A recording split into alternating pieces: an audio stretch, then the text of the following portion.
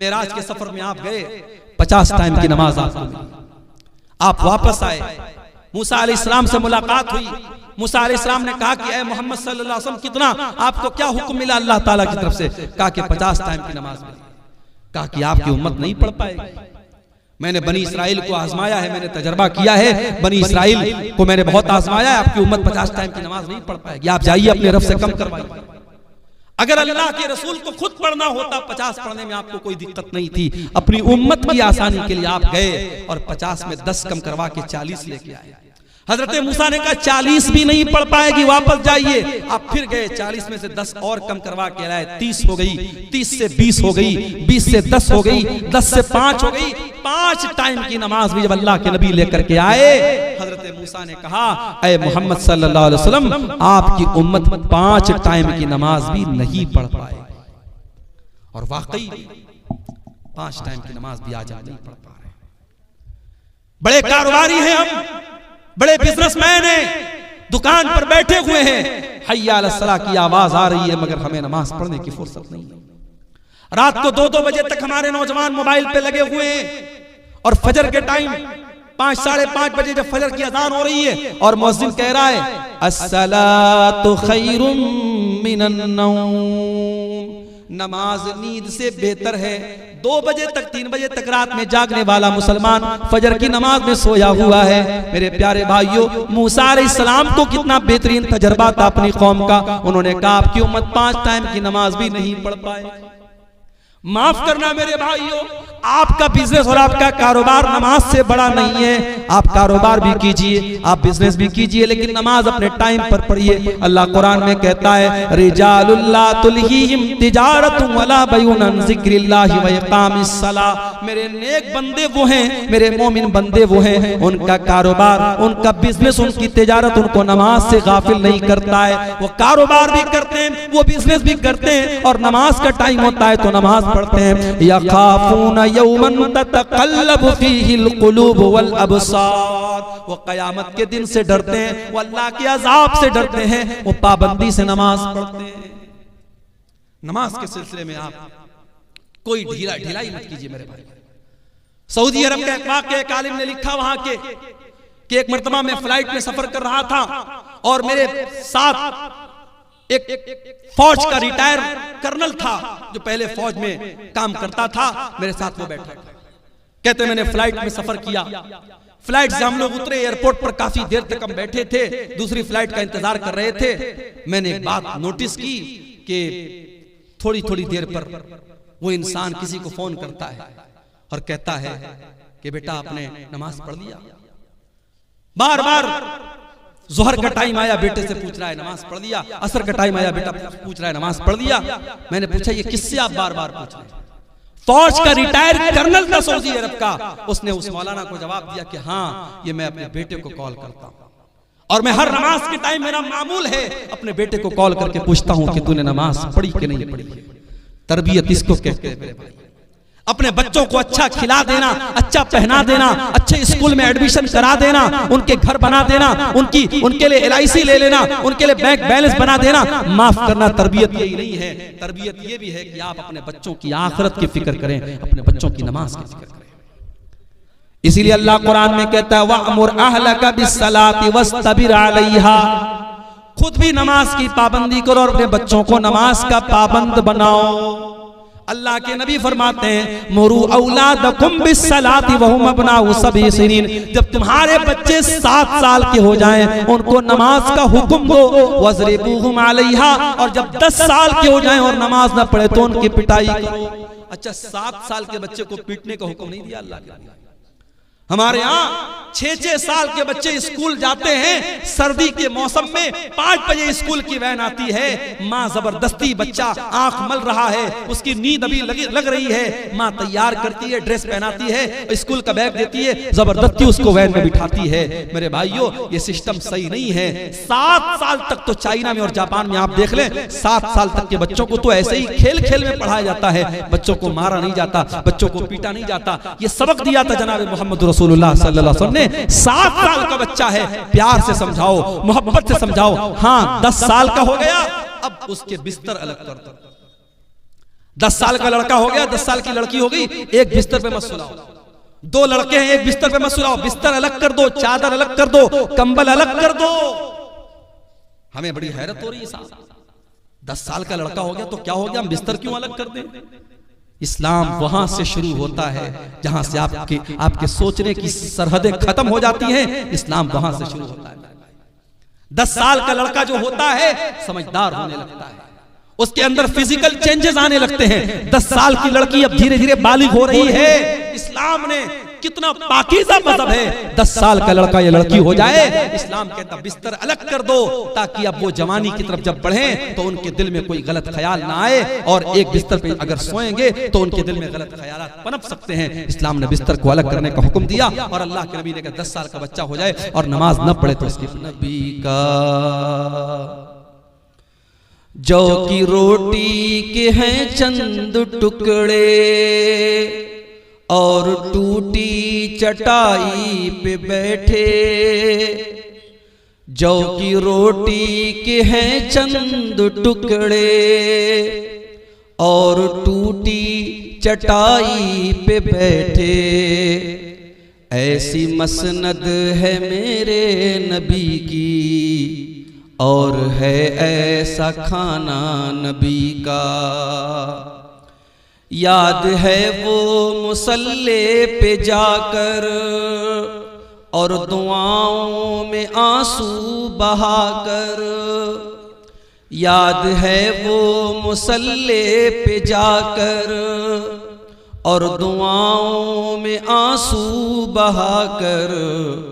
अपनी उम्मत को अपने खुदा से इस तरह बख्शवाना नबी का। कल भी था ये ज़माना नबी का, आज भी है ज़माना नबी का। देखना है तो फूलों में देखो, उनके हुस्नो अदा की नज़ाकत। देखना है तो फूलों में देखो, उनके हुस्नो अदा की नज़ाकत। पूछना है तो कलियों से पूछो, पूछना है तो कलियों से पूछो। कैसा था मुस्कुराना नबी का। पूछना है तो कलियों से पूछो, कैसा था मुस्कुराना नबी का। क्यों न फिर मेरी सांसों से आए, अर्ज़ तैबा की मिट्टी की खुशबू। क्यों न फिर मेरी सांसों से आए, अर्ज़ तैबा की मिट्टी की खुशबू। मेरी धड़कन में है उनकी यादें, मेरा दिल है ठिकाना नबी का। मेरी धड़कन में है उनकी यादें, मेरा दिल है ठिकाना नबी का। कल भी था ये ज़माना नबी का, आज भी है ज़माना नबी का। छोड़ा तन्हा न हिजरत की शब भी, अपने हमराह लेकर चले वो। छोड़ा तन्हा न हिजरत की शब भी, अपने हमराह लेकर चले वो। अल्लाह अल्लाह सिद्दीक से था, किस कदर दोस्ताना नबी का। अल्लाह अल्लाह सिद्दीक से था, किस कदर दोस्ताना नबी का। ज़ाहिदे तश्न लब की दुआ है, सुन ले इसकी दुआ को तू या रब। ज़ाहिदे तश्न लब की दुआ है, सुन ले इसकी दुआ को तू या रब। इसकी किस्मत में लिख दे खुदाया, जामे कौसर पिलाना नबी का। कल भी था ये ज़माना नबी का, आज भी है ज़माना नबी का। अल्लाहुम्मा सल्लि व सल्लिम व बारिक अलैहि। सदर मोहतरम, उलमाए किराम, मोहतरम बुजुर्गों, नौजवान भाइयों, पर्दा नशीन माँ और बहनों, प्यारे बच्चों, आज का ये प्रोग्राम सीमांचल के इलाके में रमज़ान के पहले आखिरी प्रोग्राम है। और सच पूछिए तो चूंकि मैं रमज़ान के महीने में साउथ इंडिया में जाता हूँ, वहाँ कुरान की तफसीर के लिए मेरे दुरूस होते हैं। आज का ये प्रोग्राम मेरा इरादा नहीं था देने का, मगर हमारे इंतहाई मोहतरम और इस इलाके के बड़े हरदिल अजीज आलिम दीन शेख तौहीद आलम सलफ़ी हफ़िज़हुल्लाह के इसरार पर आज की ये तारीख मैंने दी और अल्हम्दुलिल्लाह बड़ा खूबसूरत प्रोग्राम चल रहा है। मस्जिद की तामीर और तरक्की के लिए इस प्रोग्राम के जरिए चंदा भी हो रहा है। मैं स्टेज पर आया और हमारे बंगला मुकर्रिर अपनी जुबान में अपने अंदाज में चंदा कर रहे थे। मुझे आधा घंटा 40 मिनट के करीब स्टेज पर बैठना भी पड़ा, मगर मुझे उसका कोई दुख नहीं है, इसलिए कि ये एक नेक काम के लिए अगर मेरे स्टेज पर बैठने से लोग जमे हुए हैं और चंदा ला रहे हैं तो मुझे कोई एतराज़ नहीं है। अल्लाह के घर का मामला है। और सच पूछिए तो ये बड़ा खूबसूरत मंजर होता है, लोगों को स्टेज पर बुला करके हंसी मजाक में उनसे चंदा लेना और लोगों का दिल खोल करके कोई कैश दे रहा है, कोई सीमेंट दे रहा है और अलग अलग तरीकों से लोग ताउन कर रहे हैं। इस तरीके से चंदा देने का रिवाज मैं समझता हूँ पूरे हिंदुस्तान में कहीं नहीं है। ये आपके सीमांचल की धरती की खासियत है और ये इस बात की दलील है कि अगरचे ये इलाका बहुत पिछड़ा हुआ है और बहुत खुशहाल लोग नहीं हैं, मगर दीन के लिए, मदरसे के लिए, मस्जिद के लिए देने का जज्बा लोगों के अंदर बहुत है। मैं दुआ करता हूँ अल्लाह ताला से, अल्लाह आपके इस जज्बे को कबूल फरमाए और जिस मस्जिद की तामीर के लिए आज का ये प्रोग्राम मुनक़िद हुआ है, अल्लाह ताला उस मस्जिद की तामीर को जल्द से जल्द हम सबको मुकम्मल करने की तौफीक अता फरमाए, आमीन। मेरे भाइयों, आज की तकरीर में मैं कौन से उन्वान को छेड़ूं, मैं खुद सोच में था। 2 दिन के बाद रमजान शुरू हो रहा है। मैं चाहूं तो रमजान को लेकर के बहुत सारी बातें आपके सामने बोल सकता हूं, मगर मैं समझता हूं कि रमजान पर अपनी अपनी मस्जिदों में जुमा के खुतबे में आप तमाम हजरात ने कुछ ना कुछ जरूर सुना, उस पर बहुत ज्यादा मुझे बोलने की जरूरत नहीं है। बस एक बात कहना चाहूंगा, रमजान के मुताल्लिक सिर्फ एक बात कहना चाहूंगा। मेरे भाइयों, अल्लाह ताला ने रमजान की शक्ल में हमें और आपको एक मौका और दिया है। हमारी और आपकी जिंदगी में अगर रमजान का मुबारक महीना एक मर्तबा फिर मिल रहा है तो ये समझो कि अल्लाह ताला हमसे खुश है, इसलिए कि बड़े नसीब वालों को ये महीना मिलता है। हमें से बहुत सारे लोग जो हमसे अच्छे रहे होंगे, हमसे नेक रहे होंगे, लेकिन हमसे आज वो जुदा हो गए, हार्ट अटैक आ गया, किडनी फेल हो गई, कोई बीमारी आ गई, कोई हादसा हो गया। अल्लाह को प्यारे, हमें और आपको अल्लाह ताला ने जिंदगी अता की है और हमारी जिंदगी में एक रमजान और आ रहा है। और अब ये रमजान आने के बाद 29 दिन या 30 दिन का ये महीना आए और चला जाए और हमारे ऊपर कोई फर्क ना पड़े, तो मेरे भाइयों हमसे बड़ा बदनसीब कोई नहीं होगा। इसलिए कि अल्लाह के नबी ने 3 लोगों का नाम लेकर के बद्दुआ की और आपने बद्दुआ की है और हजरत जिब्रील अलैहिस्सलाम ने आमीन कही। नबियों का सरदार बद्दुआ करे जुमा के दिन मिंबर पे चढ़कर और फरिश्तों का सरदार आमीन कहे, तो क्या उस बद्दुआ के कबूल होने में जरा कोई शक हो सकता है? मेरे भाई, अल्लाह के नबी मिंबर की सीढ़ियों पर चढ़ते हैं, पहली सीढ़ी पर आपने कदम रखा, फरमाया रगीम अनफु रजुलिन ज़ुकिरतु इंदहु फलम युसल्ली अलैया। उस इंसान का सत्यानाश हो जाए, वो बर्बाद हो जाए, उसकी नाक मिट्टी में मिल जाए जिसके सामने उसके नबी का नाम लिया जाए और वो अपने नबी के ऊपर दरूद ना पड़े। इतना बड़ा कंजूस हो, इतना बड़ा बखील हो, उस इंसान के ऊपर अल्लाह के नबी ने लानत की। आपने बद्दुआ की, हज़रत जिब्रील ने आमीन का। फिर आपने मिंबर की दूसरी सीढ़ी पर कदम रखा और आपने फरमाया रगीम अनफु रजुलिन अदरक रमज़ान सुम्मा सलख क़ब्ल अन युग़फ़र लहू।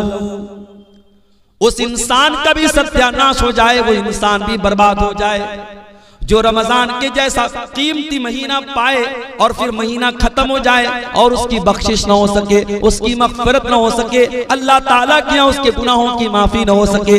इस एक महीने में वो तौबा ना कर सके, वो अल्लाह से अपने गुनाहों की माफी ना मांग सके, उससे बड़ा बदनसीब कोई नहीं है। और तीसरा आदमी वरजुलुन अदरक इंदहुल किबरा वालिदाहु, जिसके माँ बाप उसको बुढ़ापे में मिल जाएं, फलम युदखिलाहुल जन्नह, और उसे जन्नत में दाखिल न कर पाएं। इन तीन लोगों के लिए अल्लाह के नबी ने बद्दुआ की है और जिब्रील अमीन ने आमीन कही है। मेरे प्यारे साथियों, यही पैगाम आपको देना चाहता हूँ। बड़ी कीमती घड़ियां आपको मिलने वाली हैं, इसकी कदर कीजिएगा। मोबाइल में ज़ाय मत कीजिएगा, फेसबुक में बर्बाद मत कीजिएगा, गेम खेल करके बर्बाद मत कीजिएगा, दिन भर सो करके बर्बाद मत कीजिएगा। एक एक मिनट को कीमती समझिएगा। बहुत बड़ा मेहमान आपके पास आने वाला है, अल्लाह का मेहमान आने वाला है, उसकी कदर कीजिएगा। मेरे भाइयों, खुतबे मसनूना के बाद मैंने आपके सामने कुरान करीम की सूरह आले इमरान की एक आयत पढ़ी और उस आयत में अल्लाह ताला ने अपनी एक बहुत बड़ी नेमत का जिक्र किया है। यूं तो कुरान में अल्लाह ताला ने बहुत सारी नेमतों को बयान किया है, मगर सूरह आले इमरान की इस आयत में अल्लाह ताला ने जिस नेमत को बयान किया है, उस नेमत को बयान करके अल्लाह ने एहसान भी जताया है कि हाँ, हमने ये नेमत देख करके तुम पर एहसान किया। अब सवाल ये पैदा होता है वो कौन सी नेमत है? आइए कुरान खोलते हैं। सूरह आले इमरान की आयत नंबर है 164। लक़द मन्नल्लाहु अलल मुमिनीना इज़ बअथ फ़ीहिम रसूलन मिन अनफुसिहिम। अल्लाह तबारक व तआला ने मोमिनों के ऊपर बहुत बड़ा एहसान किया। क्या एहसान किया? इस बात फीहिम रसूलन, अल्लाह ने उनके बीच में एक रसूल भेजा। कैसा रसूल भेजा? मिन अनफुसिहिम, जो उन्हीं में से है। ये कहने की क्या जरूरत थी कि उन्हीं में से है? ये कहकर के अल्लाह ताला ये बताना चाहता है कि मेरे बंदो, हमने जो रसूल भेजा, जो नबी भेजा, वो कोई फरिश्ता नहीं है, वो कोई नूर की मखलूक नहीं है, वो भी इंसान है। और जिस तरीके से तुम एक माँ बाप से पैदा हुए, वो भी आमना का और अब्दुल्ला का बेटा है। तुम बीमार पड़ते हो, मेरा नबी भी बीमार पड़ता है। तुम तकलीफ में होते हो, मेरे नबी को भी तकलीफ होती है। तुम्हें गुस्सा आता है, मेरे नबी को भी गुस्सा आता है। तुम शादी करते हो, मेरे नबी ने भी शादी की है। तुम्हारे बीवी बच्चे, मेरे नबी के भी बीवी बच्चे हैं। रसूलम मिन अनफुसिहिम, वो नबी तुम्हारे ही बीच में से है। उस नबी का काम क्या है? यतलू अलैहिम आयातिही, वो कुरान की आयतों को पढ़ पढ़ के तुमको सुनाता है। वयुज़क्कीहिम, और वो तुमको पाक करता है, तुम्हें पवित्र करता है, तुम्हें गंदगियों से निकालता है, तुम्हें बुराइयों से निकालता है। कभी मौका मिले मेरे नौजवानों, सीरत की कोई भी किताब आप उठा के देख लो। नबी के दौर में मक्का के हालात क्या थे? कौन सी ऐसी बुराई थी उस समाज में जो नहीं होती थी? लोग मुर्दार खाया करते थे, लोग सूद खाया करते थे, लोग ज़िना किया करते थे, लोग कत्ल किया करते थे, लोग बेटियों को जिंदा जमीन में गाड़ दिया करते थे। हलाल और हराम की कोई तमीज न थी। बाप के मरने के बाद अपनी सौतेली माँ से बेटा शादी कर लिया करता था। औरतें जानवरों की तरह मार्केट में बिका करती थी। निकाह करने का अजीब व गरीब तरीका उनके समाज में राइज था। पर्दा नाम की कोई चीज न थी, हया नाम की कोई चीज न थी। खाने काबा का तवाफ करते थे नंगे होकर के, मादरजाद नंगे होकर के खाने काबा का तवाफ करते थे। अल्लाह के घर में खाने काबा में 360 बुत रखे थे जिनकी वो इबादत किया करते थे। हज भी करते थे, तवाफ भी करते थे, लब्बैक भी पढ़ते थे, मगर देसी घी में मिलावट किया करते थे। जब लब्बैक पढ़ते थे तो क्या कहते थे? लब्बैक अल्लाहुम्मा लब्बैक ला शरीक लक इल्ला शरीकन तमलिकुहु व मा मलक। कहते थे अल्लाह मैं हाजिर हूँ, अय अल्लाह मैं हाजिर हूँ, अय अल्लाह तेरा कोई शरीक नहीं है सिवाय एक शरीक के जिसको तूने अपना शरीक बनाया है और जिसका तू मालिक है। यानी वो अल्लाह के साथ दूसरों को शरीक भी किया करते थे। मुख्तलिफ किस्म की बुराइयां उनके अंदर थी। अल्लाह के नबी दुनिया में आए और आपने उन बुराइयों को खत्म किया। वयुज़क्कीहिम, वो नबी तुम्हें पाक करने के लिए आए हैं, वो तुम्हें गंदगियों से निकालने के लिए आए हैं। वयुअल्लिमुहुमुल किताब वल हिकमा, और वो तुम्हें किताब और हिकमत की तालीम देने के लिए आए हैं। वो नबी तुम्हारे लिए टीचर बनकर के आए हैं, वो नबी तुम्हारे लिए मुअल्लिम बनकर के आए हैं। अफसोस की बात है हमारा नबी तो टीचर बनकर के आया, हमारा नबी तो पढ़ाने वाला लिखाने वाला बनकर के आया, हमारा नबी तो किताबों हिकमत की तालीम लेकर के आया। और उस नबी के मानने वाले आज पूरे भारत में सबसे ज्यादा जाहिल मौजूद हैं। आज पूरे भारत में लिटरेसी में और तालीम में सबसे पीछे अगर कोई कौम है तो मुसलमान कौम है। न हम दीन के हैं न दुनिया के। लोग समझते हैं मुसलमान के बच्चे मदरसे में पढ़ते, कहां पढ़ते हैं मदरसे में? भारत सरकार की रिपोर्ट है कि मुसलमानों के 2% बच्चे सिर्फ मदरसे में पढ़ते हैं। जो पढ़ने वाले बच्चे उसमें 2% मदरसे में पढ़ते हैं, और उसमें भी कितने ऐसे बच्चे हैं 4 साल पढ़ा, 5 साल पढ़े, उसके बाद पढ़ाई उन्होंने छोड़ी। गौर करो मेरे भाइयों, जो नबी दुनिया में टीचर बनकर के आए, पढ़ाने वाले बनकर के आए, और जिस नबी के ऊपर कुरान की पहली आयत ये नाजिल हुई, इक़रा बिस्मि रब्बिकल लज़ी खलक, पढ़ो उस रब के नाम से जिसने पैदा किया। आज उस नबी के मानने वाले, उस नबी का कलमा पढ़ने वाले आज जाहिल, और जाहिल होने का ये नतीजा है कि आज पूरे भारत में जिसका जो जी चाहता है हमारे साथ करता है। अभी आपने देखा दिल्ली की सरजमीन पर नमाज पढ़ी जा रही है, और एक पुलिस वाला आता है और नमाज की हालत में नमाजियों को जूता मार रहा है। मैंने पढ़ा मीडिया में कि उसके खिलाफ कार्रवाई भी हो रही है, मगर आप ये देखिए कि नफरत किस लेवल तक पहुंच गई। मैं इसको सही नहीं ठहरा रहा हूं कि मुसलमान मस्जिद के बाहर सड़क पर क्यों सब बना रहा है, लेकिन हमें इस सवाल का भी जवाब तलाश करने की जरूरत है कि हमारे भारत में बहुत सारे त्योहार सड़क पर मनाए जा रहे हैं। हर तीसरे दिन कोई ना कोई त्योहार सड़क पर मनाया जा रहा है। अगर हफ्ते में या साल में एक नमाज अगर सड़क पर होती है तो इतना बड़ा कानून का उल्लंघन होता है कि तुम नमाजी को जूते से मारोगे। इसका मतलब ये हुआ इस्लाम के दुश्मनों को अगर चिढ़ है तो आपकी नमाज से, उनको नफरत है तो आपके शायर से है, उनको नफरत है आपकी इबादत से, आपकी नमाज से, उन्हें आपसे नफरत नहीं है। आप इस्लाम छोड़ दें, आप उनके रंग में रंग जाएं, आप शिर्क करने लगे, आप उनके बुतों के आगे सजदा करने लगे, आप उनकी नजर में महबूब हो जाएंगे। जब तक आप नमाज पढ़ रहे हैं, अल्लाह के आगे सर झुका रहे हैं, जब तक आपके अंदर तौहीद है, आप उनकी नजर में बुरे बने हैं। हालात ये, और हम साहब क्या कर रहे हैं? हम ये कर रहे हैं साहब कि हमारी कौम नाच गाने में लगी हुई है। अभी मैं एक इलाके में तकरीर करने गया, पूरा इलाका अहले हदीसों का इलाका है। मुझे लोगों ने कहा मौलाना आप तकरीर में बयान कर दीजिएगा, यहां शादी ब्याह में ढोल ताशा बजता है, नाच गाना होता है। अहले हदीसों की बस्ती है, कुरान और हदीस पर चलने का दावा करने वालों की बस्ती है। इसी झारखंड की सरजमीन पर मैं गया था और वहां लोगों ने बताया कि हमारे बस्ती में जब शादी होती है तो नाच गाना भी होता है, ढोल ताशा भी होता है। ये हालात हमारी कौम के हैं मेरे भाई। जरा गौर करो, जो नबी हमें गंदगियों से पाक करने के लिए आया था और जिस नबी से मोहब्बत का हम दावा करते हैं, उस नबी के मकाम को कभी समझा है मेरे भाई? वयुज़क्कीहिम वयुअल्लिमुहुमुल किताब वल हिकमा, हमने तुमको जो नबी दिया है वो तुम्हें पवित्र करने के लिए, पाक करने के लिए आया है, तुम्हें कुरान सिखाने के लिए आया है, तुम्हें हदीस सिखाने के लिए आया है। व इन कानू मिन क़ब्ल लफ़ी ज़लालिन मुबीन, उस नबी के आने के पहले तुम खुली हुई गुमराही में थे। एक सहाबी अल्लाह के नबी के पास आते हैं, अय अल्लाह के नबी मैंने इस्लाम लाने के पहले बहुत सारे गुनाह किए हैं, अय अल्लाह के नबी क्या मेरे गुनाह सब के सब तौबा से माफ हो जाएंगे? आपने फरमाया अतौबतु तादिमु मा क़ब्लहा, तौबा से पहले तुमने जितने गुनाह किए थे सच्ची तौबा करने के बाद सारे गुनाह माफ हो जाएंगे।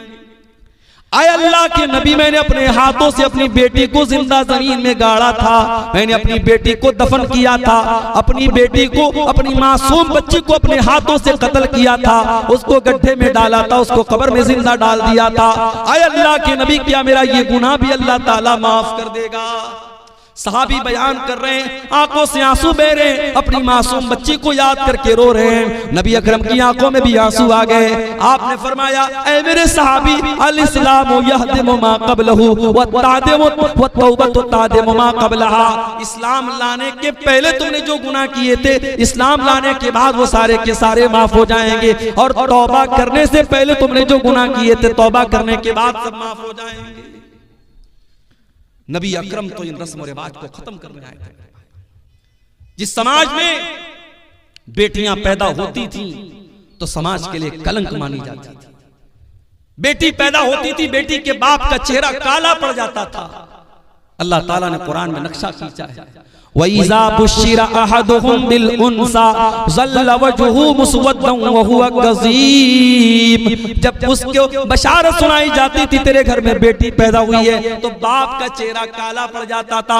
यतवारा मिनल कौमि मिन सूइ मा बुश्शिरा बिही, वो अपनी कौम को अपना चेहरा नहीं दिखाता था। अयुमसिकुहु अला हूनिन अम यदुस्सुहु फित्तुराब, कि क्या करूं अगर इस बेटी को पालता हूं तो समाज में जलील होना पड़ेगा, और दूसरा रास्ता यह कि अपनी बेटी को जिंदा जमीन में गाड़ दूं। वो जिंदा जमीन में गाड़ देते थे। मेरे नबी ने आकर के बताया कि नहीं, बेटी जमीन में गाड़ने वाली चीज नहीं है, बेटी तो रहमत होती है, बेटियां तो अनमोल होती हैं। मेरे नबी ने आके बताया मन आला जारियतैन हत्ता तबलुगा जा यौमल क़ियामति अना व हुवा कहातैन, जिसको अल्लाह ने 2 बेटियां दे दी और 2 बेटियों की उसने अच्छी परवरिश कर ली, दोनों बेटियां जवान हो गईं, उनकी अच्छी जगह उसने शादी कर दी। अल्लाह के नबी फरमाते हैं 2 बेटियों का बाप क़यामत के दिन इस हाल में आएगा जैसे ये दोनों उंगलियां एक दूसरे के साथ मिली हुई हैं, दोनों उंगलियां जैसे एक दूसरे के साथ सटी हुई हैं, वो बेटियों का बाप अपने नबी के साथ आएगा क़यामत के दिन। आपने कुरान की आयत पढ़ के सुनाई, वइज़ल मौऊदतु सुइलत बिअय्यि ज़म्बिन क़ुतिलत, जब जिंदा जमीन में गाड़ी गई लड़की से पूछा जाएगा, जिस बेटी को उसके बाप ने जमीन में दबाया था, दफन किया था, उस बेटी से पूछा जाएगा बिअय्यि ज़म्बिन क़ुतिलत, ऐ बच्ची तुझे तेरे माँ बाप ने क्यों मारा था, तेरे बाप ने तुझे क्यों कत्ल किया था? मेरे नबी ने आकर के दुनिया का सबसे बड़ा पाप करार दिया कि कोई अपनी औलाद को कत्ल कर दे। आज भी कत्ल हो रही है औलाद, आज तरीका बदल गया है। वो क्या करते थे, पैदा होने के बाद मारते थे, हम पैदा भी नहीं होने देते, मां के पेट में मार देते। मेरे पास एक लेडी डॉक्टर का मैसेज आया व्हाट्सएप के ऊपर, हैदराबाद की रहने वाली है, अभी नई नई डॉक्टर हुई हैं, कहने लगी मौलाना साहब मेरे पास एबॉर्शन के बहुत सारे केस आते हैं, कुंवारी लड़कियां आ रही हैं, शादी नहीं हुई है, किसी के साथ नाजायज ताल्लुक हुआ, हमल ठहर गया, आकर के एबॉर्शन करवा रही है, मैं क्या करूं? मैंने कहा जायज नहीं है। मैंने कहा एक ही कंडीशन में ये चीज जायज हो सकती है, शादीशुदा औरत है और मियां बीवी के दरमियान ताल्लुक हुआ और सीरियस कंडीशन है, अगर हमल ठहरता है और पैदाइश होती है, औरत की जान को खतरा है, तो वहां शरीयत का उसूल है कि अगर मां को भी खतरा है और बच्ची मां के पेट में अभी बच्चा या बच्ची जो भी है, अगर छोड़ा जाता है तो मां की जान खतरे में पड़ेगी, तो मां को बचाया जाएगा और उस हमल को साकित कर दिया जाएगा। वो एक सीरियस कंडीशन की बात है, बाकी एबॉर्शन करना जायज नहीं। जानते हैं एबॉर्शन में क्या होता है? जाइए यूट्यूब पर आप वीडियो में देखिए। जब ये एबॉर्शन होता है तो अल्ट्रासाउंड के जरिए ये बताया गया, दिखाया गया कि उस मासूम बच्चे को मां के पेट में इस बेरहमी से मारा जाता है, उसके बदन के टुकड़े टुकड़े किए जाते हैं। मेरे भाइयों, 1400 साल पहले के वो जाहिल, वो अपनी बेटियों को एक बार मारते थे और पैदा होने के बाद मारते थे, और आज वो बेटी का बाप अपनी बेटी को उसकी मां के पेट में मार रहा है, और डॉक्टर के जरिए मरवा रहा है, और इंजेक्शन के जरिए मरवा रहा है। आज का इंसान इस कदर गिर चुका है मेरे भाई। आज औरतों के लोग बात करते हैं। अभी 8 मार्च को लोगों ने कहा वुमेन्स डे, महिला दिवस, महिला अधिकार दिवस, औरतों को अधिकार मिले। कौन से अधिकार की बात करते हैं? फलस्तीन के गाजा शहर में डेली हजारों औरतें मर रही हैं। दूध पिलाने वाली औरतें भूखी हैं, उनके बच्चों को पिलाने के लिए उनके बदन में ताकत नहीं, अपने बच्चों को दूध पिला सके। प्रेग्नेंट औरतें, हमल वाली औरतें हैं, पेट में बच्चा है, खाने को हफ्तों से न खाने को खाना है, न पीने को पानी है। 400, 500 औरतों पर एक लैट्रीन है।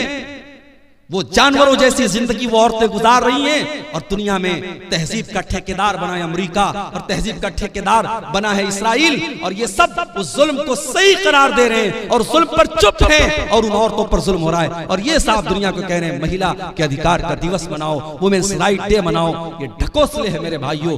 औरतों को अगर हक दिया है किसी मजहब ने तो इस्लाम ने दिया है। मेरी माँ और बहनों, अगर तारीख और इतिहास के पन्ने उठा के देखो तो तुम अल्लाह के नबी का शुक्रिया अदा करोगे, तुम इस्लाम का शुक्रिया अदा करोगी कि इस्लाम ने तुम्हें जीने का अधिकार दिया है। इस दौर में तुम्हें जीने का अधिकार नहीं था, पैदा होने के बाद बेटियों को मार दिया जाता था। उस समाज में अल्लाह के नबी ने बेटियों की परवरिश पर जन्नत की बशारत सुनाई। अम्मा आयशा फरमाती हैं, एक दिन मैं घर में बैठी हुई थी, एक मांगने वाली आती है, भीख मांगने वाली आती है, उसके साथ 2 छोटी छोटी बच्चियां हैं। उसने मुझसे कुछ खाने को मांगा। मैंने घर में तलाश किया, मुझे एक खजूर मिली। मैंने वो खजूर उठा करके उस औरत को दे दी। उस औरत ने खजूर के 2 टुकड़े किए और दोनों बेटियों को दे दिया। वलम ताकुल मिनहा शैया, और खुद कुछ नहीं खाया। माँ होती है मेरे भाई, माँ खुद भूखी रहती है, बच्चों को खिलाती है। जिनकी माएं जिंदा है, माओ की कदर करो। माँ के चले जाने के बाद माँ की बड़ी याद आएगी। माँ ने दोनों बच्चियों को दे दिया, खुद कुछ नहीं खाया। अम्मा आयशा ये मंजर देख करके हैरान हो गई। जब अल्लाह के नबी घर में तशरीफ लाए, अम्मा आयशा ने कहा, अल्लाह के नबी, आज ऐसा ऐसा मामला आया था। वो भूखी औरत थी, वो गरीब औरत थी। मैंने एक खजूर उसको दी, उसने अपनी बच्चियों को खिला दिया, खुद कुछ नहीं खाया। आपने फरमाया, आयशा, मनिबतुलिया मिन हाज़िहिल बनाति शैअन कुन्न लहू सित्रम मिनन नार। आयशा, ये बेटियां तो अल्लाह ताला की तरफ से बहुत बड़ा इम्तिहान होती हैं, बहुत बड़ी परीक्षा होती हैं, और जिसको अल्लाह ताला बेटी देकर के आजमाता है और इस इम्तिहान में वो खरा उतर जाता है, वो इस इम्तिहान को पार कर लेता है, कुन्न लहू सित्रम मिनन नार। वो बेटियां अपने माँ बाप को जहन्नम की आग से बचाने का काम करती हैं। मेरे नबी दुनिया में बेटियों की के रक्षक बन करके आए। बेटी बचाओ का नारा मेरे नबी ने लगाया था। आज दुनिया की सरकारें लगाती है बेटी पढ़ाओ बेटी बचाओ, बेटी पढ़ाओ और बेटी बचाओ का नारा तो मेरे नबी ने लगाया था। मगर आज अफसोस की बात यह है, सीमांचल की धरती पर कह रहा हूं, बड़े जिम्मेदारी के साथ कह रहा हूं, मैं आपके इस इलाके में फेमस हो गया हूं। मुझसे यूपी में लोग कहते हैं कि मौलाना आपका प्रोग्राम कटिहार में बहुत होता है, पूर्णिया में बहुत होता है, सीमांचल के इलाकों में बहुत होता है। हालांकि ऐसा भी नहीं, बहुत ज्यादा नहीं होता, लेकिन चूंकि यूट्यूब वगैरह पे आ रहा है, लोगों को लगता है ज्यादा होता है। इस इलाके में मैं आता हूँ, लोग आप मुझसे मोहब्बत करते हैं। नौजवान मुझसे कहीं मिलते हैं रास्ते में, मौलाना आपकी तकरीर हम बहुत सुनते हैं, बड़ी मोहब्बत करते हैं, अच्छी बात है। मगर एक चीज मैं आपसे कहना चाहता हूँ, कभी गौर करना कि हमारी और आपके समाज में जो औरतें हैं ये दीन से इतनी दूर क्यों है? इन औरतों के दीन से दूर रहने की वजह क्या है? वजह यही है कि आज हमारी औरतें दीन की तालीम नहीं हासिल कर रही हैं मेरे भाई। या तो हम उनको पढ़ाते ही नहीं, या पढ़ाते हैं स्कूल में पढ़ाते हैं, कॉलेज में पढ़ाते हैं, यूनिवर्सिटी में पढ़ाते हैं, बीएड करा दिया, एमए करा दिया, बीए करा दिया, हमारी बेटियों को दीन सिखाने वाला कोई नहीं। इसीलिए समाज में जितने रस्मों रिवाज हैं इन्हीं औरतों की वजह से चल रहे हैं। जब तक आप इन औरतों को दीन नहीं सिखाएंगे, नबी ने फरमाया था बेटी पढ़ाओ बेटी बचाओ।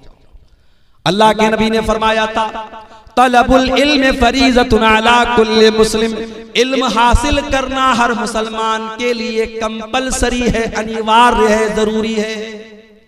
हर मुसलमान चाहे वो मर्द हो चाहे वो औरत हो, उसके लिए दीन का सीखना जरूरी है। रमजान का महीना आ रहा है, अब कौन कौन सी चीजों से रोजा टूट जाता है, माफ कीजिएगा, ये सिर्फ अब्दुल गफ्फार सलफी का जानना जरूरी नहीं, हर आदमी का जानना जरूरी है। इंजेक्शन से रोजा टूटता है कि नहीं टूटता है? ताकत का इंजेक्शन लगाने से रोजा टूटता है कि नहीं टूटता है? कान में दवा डालने से रोजा टूटता है कि नहीं टूटता है? आंख में ड्रॉप डालने से रोजा टूटता है कि नहीं टूटता है? पानी चढ़ाने से रोजा टूटता है कि नहीं टूटता है? ब्लड देने से रोजा टूट, ये मसाइल है मेरे भाई जिनका ताल्लुक रोजे से है, आपको जानना चाहिए, आपको अपने उलमा से पूछना चाहिए। अल्लाह के नबी ने फरमाया तलबुल इल्म फरीज़तुन अला कुल्li मुस्लिम, इल्म का हासिल करना हर मुसलमान के ऊपर फर्ज है। तो जिस तरीके से लड़कों को और मर्दों को दीन सीखना जरूरी है, उसी तरीके से औरतों को दीन सीखना जरूरी है। ये 1400 साल पहले ये नारा मेरे नबी ने लगाया था, बेटी बचाओ बेटी पढ़ाओ। और आगे बढ़िए, जिस नबी का हम कलमा पढ़ते हैं, जिस नबी को हम मानते हैं, कभी गौर किया आपने उस नबी की शान क्या है? अभी एक बहुत बड़े हिंदुस्तान के मौलाना का बयान में सुन रहा था, जमीयत उलमाए हिंद के वो सेक्रेटरी हैं, सदर हैं, बड़े बुजुर्ग आलिम हैं, बड़ी इज्जत करता हूं मैं उनकी, मौलाना अरशद मदनी साहब, बूढ़े हैं, बुजुर्ग हैं, हिंदुस्तान में मुसलमानों के नुमाइंदा आलिम माने जाते हैं। उनका एक बयान में सुन रहा था, अपने तलबा को नसीहत कर रहे थे कि उलमाए देवबंद ने जो कह दिया है उसको पत्थर की लकीर समझ के उसको पकड़ लो, कहीं और मत जाना। क्या ये तासुब नहीं है मेरे भाई? क्या ये तासुब नहीं है कि आपने अपने उलमाए देवबंद को और अपने उलमा को मासूम का दर्जा दे दिया कि जो उन्होंने कह दिया वो पत्थर की लकीर है? अहले हदीस अगर खिलाफ है तो इसी के खिलाफ है मेरे भाई। अहले हदीस का यही दावा है कि अगर दुनिया में कोई ऐसी हस्ती है जो मासूम है तो वो हस्ती है जनाब मोहम्मद रसूलुल्लाह सल्लल्लाहु अलैहि वसल्लम। और मौलाना अल्ताफ हुसैन हाली ने 100 साल पहले नक्शा खींचा था और कहा था, नबी को जो चाहे खुदा कर दिखाए, इमामों का रुतबा नबी से बढ़ाएं, मज़ारों पे जा जा के नजरें चढ़ाएं, शहीदों से जा जा के मांगे दुआएं, न तौहीद में कुछ फर्क इससे आए, न इस्लाम बिगड़े न ईमान जाए। बिल्कुल सही कहा था मौलाना अल्ताफ हुसैन। हमारी कौम आज नबी का मकाम, नबी से बढ़ के इमामों का मकाम बता रही है। अपने उलमाए देवबंद को कहा जा रहा है उनकी हर बात पत्थर की लकीर है। अरे उलमा की बात छोड़ दो, इमामों की बात छोड़ दो, अरे मेरे नबी की शान तो ये है कि मेरे नबी के रहते हुए अगर कोई दूसरा नबी आ जाए तो उसकी भी नहीं चलती। आइए मैं दलील आपको दे देता हूं।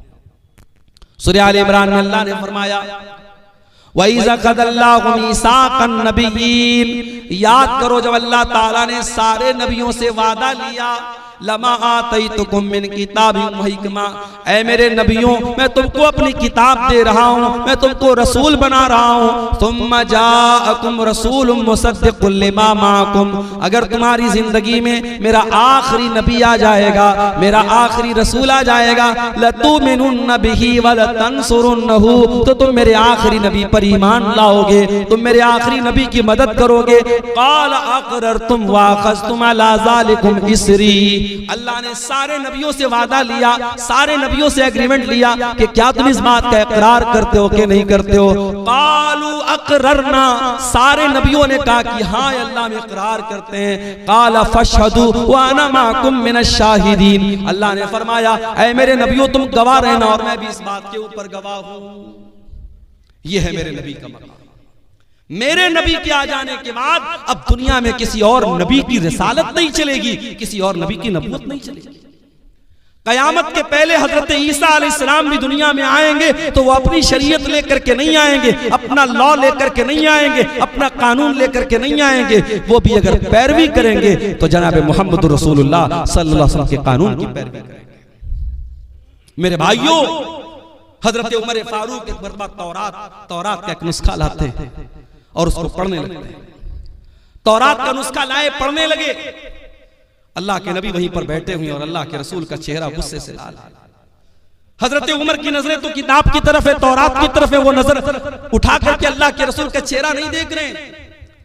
अबू बकर सिद्दीक रज़ी अल्लाह ताला अन्हु ने कहा कि ऐ उमर, जरा अल्लाह के नबी का चेहरा देख ले, कितने गुस्से में अल्लाह के। हजरत उमर ने देखा अल्लाह के रसूल का गुस्से वाला चेहरा, फौरन तौरात का वो नुस्खा जमीन पर दे मारा और कहा औज़ु बिल्लाहि मिन गज़बिल्लाहि, मैं अल्लाह की पनाह चाहता हूँ अल्लाह के गजब से। रज़ीतु बिल्लाहि रब्बा व बि मुहम्मदिन रसूला व बिल इस्लाम दीना, मैं अल्लाह को अपना रब मानता हूँ, मैं मोहम्मद सल्लल्लाहु अलैहि वसल्लम को अपना रसूल मानता हूँ और मैं इस्लाम को अपना दीन मानता हूँ। उसके बाद अल्लाह के नबी ने फरमाया वल्लज़ी नफ्सु मुहम्मदिन बियदिही, उस अल्लाह की कसम जिसके हाथ में मोहम्मद की जान है। ऐ उमर कान खोल करके सुन लो, लौ बदालकुम मूसा, अगर आज मूसा अलैहिस्सलाम भी दुनिया में आ जाएं और तुम मुझे छोड़ करके मूसा अलैहिस्सलाम की पैरवी करने लगो, उनके पीछे पीछे चलने लगोगे, लज़ललतुम अन सवाइस सबील, तो तुम सीधे रास्ते से भटक जाओगे। और अगर आज मूसा अलैहिस्सलाम भी जिंदा हो जाएं, अगर आज मूसा अलैहिस्सलाम भी जिंदा हो जाएं तो उनको भी मेरी इत्तिबा करनी पड़ेगी, मेरी पैरवी करनी पड़ेगी। ये है अजमत हमारे नबी की, ये मकाम है मेरे भाइयों हमारे नबी का। हमारे नबी तो वो है मेरे भाइयों जो रस्म और रिवाज को खत्म करने के लिए दुनिया में आए थे, आखिरी नबी बन के आए थे। हमारे नबी की मिसाल कैसी है? अल्लाह के नबी एक हदीस में मिसाल बयान करते हैं, एक इंसान ने बड़ा खूबसूरत मकान बनाया, बड़ा बेहतरीन मकान बनाया, बस एक ईंट की जगह छोड़ दी। अब लोग आते हैं मकान का चक्कर लगाते, कहते यार मकान तो बहुत अच्छा है, बस एक ईंट की कमी है। अल्लाह के नबी फरमाते हैं कि वो एक ईंट मैं हूँ, मैं नबूवत की आखिरी ईंट हूँ, मैं खातमुन नबिय्यीन हूँ, मैं आखिरी नबी हूँ, मेरे बाद अब कोई और नबी आने वाला नहीं। अल्लाह के नबी खातमुन नबिय्यीन हैं, अब आपके बाद दुनिया में कोई नबी आएगा नहीं। और इसीलिए आप देखिए कि अल्लाह के रसूल की जिंदगी में एक बहुत खतरनाक रस्म और रिवाज थी। किसी ने अगर किसी बच्चे को पाल लिया तो वो उसका सगा बाप माना जाता था। अभी मेरे पास एक साहब का कॉल आया कि मैंने बेटे को पाला है, मुझे औलाद नहीं हो रही थी, बच्चे को पाला है, तो ये तो पता है कि बच्चे के बाप की जगह जब निकाह पढ़ा जाएगा तो मेरा नाम नहीं बल्कि उसके बच्चे के बाप का नाम लिया जाएगा। लेकिन मैं ये पूछना चाह रहा था कि आधार कार्ड बनवाना है, पैन कार्ड बनवाना है, क्या उस पर मैं अपना नाम दे सकता हूं?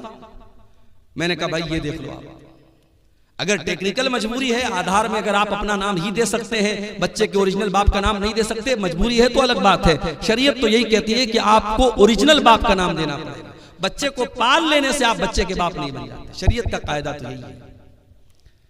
इसीलिए मुसलमानों के यहाँ बच्चों को गोद लेना बहुत मुश्किल टफ मामला है, इसलिए कि इस्लाम बच्चे को गोद लेने पर उसके ओरिजिनल बाप का ही नाम उसके नाम के साथ लगाया जाएगा, पालने वाले का नाम नहीं चलेगा। इस्लाम ने बड़ी सख्ती के साथ इस बात को हुक्म दिया है। अल्लाह के नबी ने हजरत ज़ैद को बेटे की तरह पाला था और इतनी मोहब्बत से पाला था कि लोग ज़ैद इब्न हारिसा को ज़ैद बिन मोहम्मद कहने लगे, अल्लाह के रसूल का बेटा कहने लगे। और हजरत ज़ैद की शादी जब हजरत ज़ैनब के साथ हुई और मियां बीवी में जब अच्छी तरीके से निभा नहीं हो पाया और हजरत ज़ैद ने अपनी बीवी को तलाक दे दिया, अल्लाह ने हुक्म दे दिया, ऐ मोहम्मद सल्लल्लाहु अलैहि वसल्लम, आप हजरत ज़ैनब की इद्दत पूरी हो जाने के बाद उनसे निकाह कर ले। गौर करो मेरे भाइयों, उस जमाने के रिवाज के हिसाब से हजरत ज़ैनब अल्लाह के नबी की बहू लगती थी, हजरत ज़ैद की बीवी थी, आपकी बहू लगती थी उस जमाने के रिवाज के हिसाब से। और अल्लाह ताला की तरफ से यह हुक्म दिया गया कि आप ज़ैनब से निकाह कर लीजिए। अल्लाह के नबी घबराने लगे, लोग मुझे ताना मारेंगे, लोग मुझे बुरा भला कहेंगे, मैं क्या जवाब दूंगा? अल्लाह ने फरमाया या अय्युहन नबी ला